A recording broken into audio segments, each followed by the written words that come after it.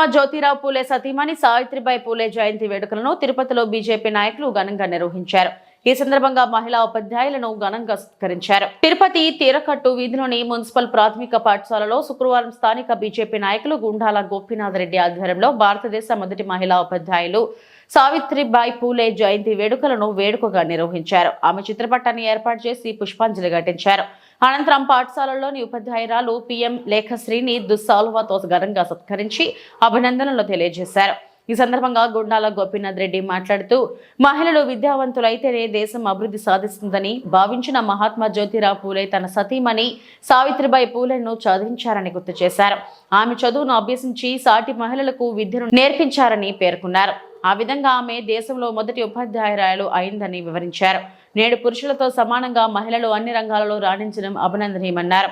ఈ సందర్భంగా పాఠశాలలోని విద్యార్థులకు మిఠాయిలు, బిస్కెట్లు పంపిణీ చేయడం జరిగింది.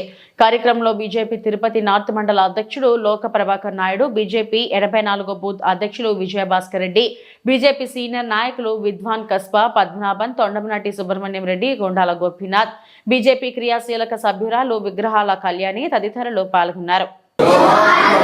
जोहार सावित्रीबाई फुले गारो, जोहार सावित्रीबाई फुले गारो, जोहार फुले गारो, जोहार जोहार, जोहार सावित्रीबाई फुले गारो, जोहार जोहार, जोहार सावित्रीबाई फुले गारो, जोहार जोहार, जोहार सावित्रीबाई फुले गारो, जोहार जोहार, जोहार सावित्रीबाई फुले गारो, जोहार जोहार, जोहार सावित्रीबाई.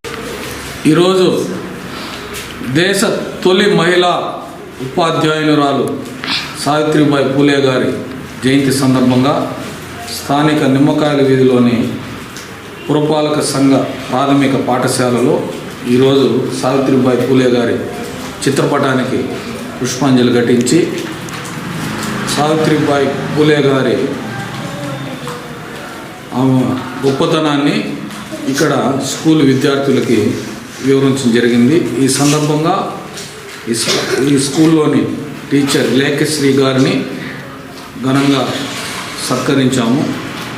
ఈరోజు మన దేశ అభివృద్ధి చెందాలంటే ముఖ్యంగా స్త్రీల పాత్ర ఎక్కువ.